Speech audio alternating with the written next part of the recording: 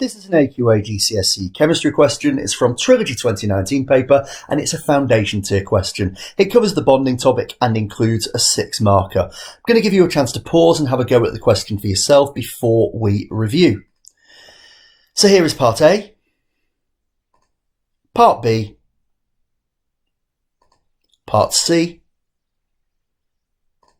and finally the 6 marker on part D. 9 marks available in total on this question. So going back to part A, we have got graphene is 1 atom thick. The diameter of the atom is 3.4 by 10 to the minus 10 meters. What's the thickness of graphene in nanometers? Now we're told that 1 nanometer is 10 to the minus 9. So we're going to do the calculation there and we're going to see that that comes to 0.34 nanometers. On to part B, which is 1 use of graphene, and it's certainly not in detergents or as a solvent or to make polymers, so it leaves us with composites.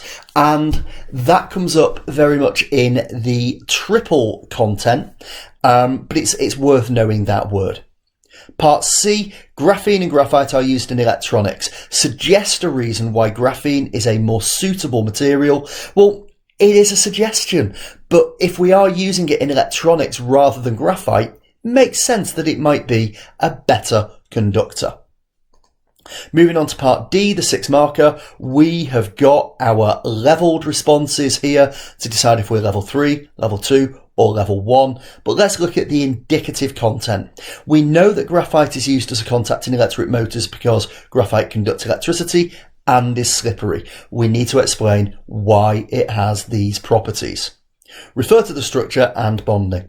So, in terms of the structure and bonding, we can say that it's a giant lattice. There are regular layers of hexagonal rings held together by strong covalent bonds. Each carbon bonded to 3 others, and the 4th electron is delocalized.